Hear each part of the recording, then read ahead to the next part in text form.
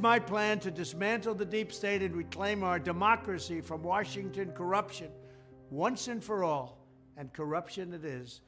First, I will immediately reissue my 2020 executive order restoring the president's authority to remove rogue bureaucrats, and I will wield that power very aggressively. Second, we will clean out all of the corrupt actors in our national security and intelligence apparatus, and there are plenty of them.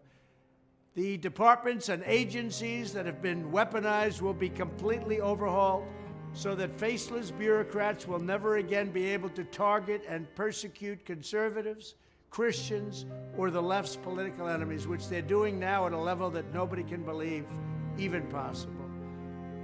Third, we will totally reform FISA courts, which are so corrupt that the judges seemingly do not care when they are lied to in warrant applications. So many judges have seen so many applications that they know were wrong, or at least they must have known.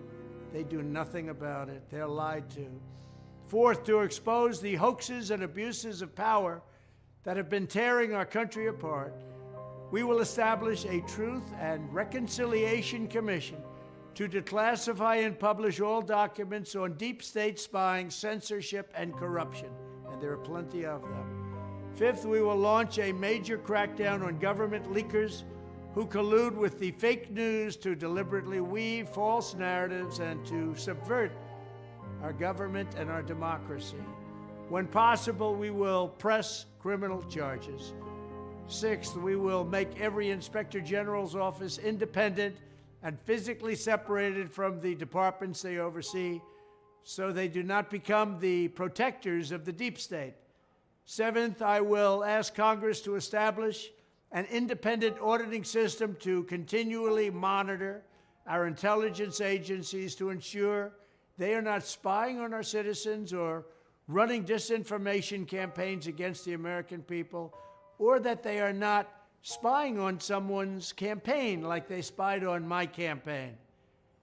Eighth, we will continue the effort launched by the Trump administration to move parts of the sprawling federal bureaucracy to new locations outside the Washington swamp. Just as I moved the Bureau of Land Management to Colorado, as many as 100,000 government positions could be moved out, and I mean immediately, of Washington to places filled with patriots who love America, and they really do love America. Ninth, I will work to ban federal bureaucrats from taking jobs at the companies they deal with and that they regulate. So they deal with these companies and they regulate these companies, and then they want to take jobs from these companies. Doesn't work that way. Such a public display cannot go on, and it's taking place all the time, like with Big Pharma. Finally, I will push a constitutional amendment to impose term limits on members of Congress. This is how I will shatter the deep state and restore government that is controlled by the people and for the people. Thank you very much.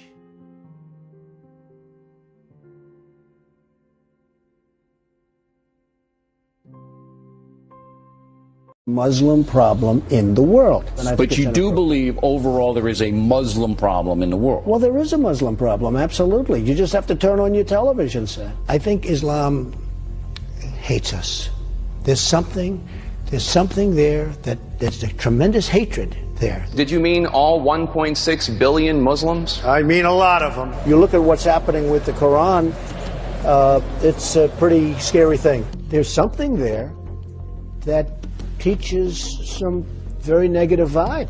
They do not respect us at all. Large portions of a group of people, Islam, large portions want to use very, very harsh means. You have more than a handful of moderate Muslims, but you certainly have a problem with Muslims. Within the Muslim community, we have some very radical people who want to do great harm to you and to Joe and to everybody on your panel and to me and to this country and to the world. There's a level of hatred within a certain community, in this case the Muslim community. I want surveillance of certain mosques, okay?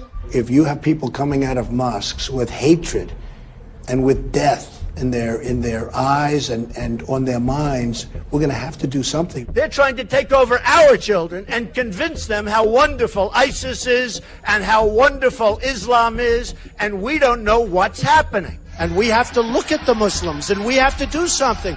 We cannot stand by and be the stupid people while our country is destroyed. 25% of the Muslims living in the United States agreed that violence against Americans here in the United States is justified. 27%, could be 35%, would go to war. I watched when the World Trade Center came tumbling down. And I watched in Jersey City, New Jersey, where thousands and thousands of people were cheering as that building was coming down. Okay, so remember this. So listen. Donald J. Trump is calling for a total and complete shutdown of Muslims entering the United States. They would say, "Are you Muslim?" And if they said yes, they would not be allowed in the country. That's correct. Why aren't we letting the Christians in? Why are we letting the Muslims in? You tell me. You're Christians? saying no. We have a major, major problem. This is, in a sense, this is a war. And we have to stop the Muslims until we find out what's going on. Does that make sense, by the way? Until we find out.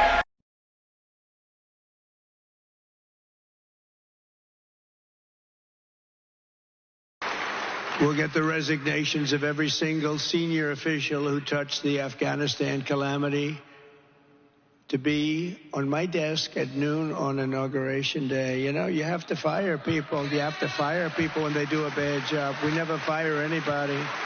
You got to fire them. Like on The Apprentice, you're fired. You did a lousy job. You did a terrible, terrible disservice to our country. You get fired when that happens. Nobody got fired. Nobody ever gets fired in this administration. It's amazing. All the bad things that have happened, nobody ever gets fired. The problem is when you fire somebody, they always end up writing a book about you, you know. I've had more books written about me. I fire a lot of people when they don't do a good job. I get a book written about me by all these losers that get fired.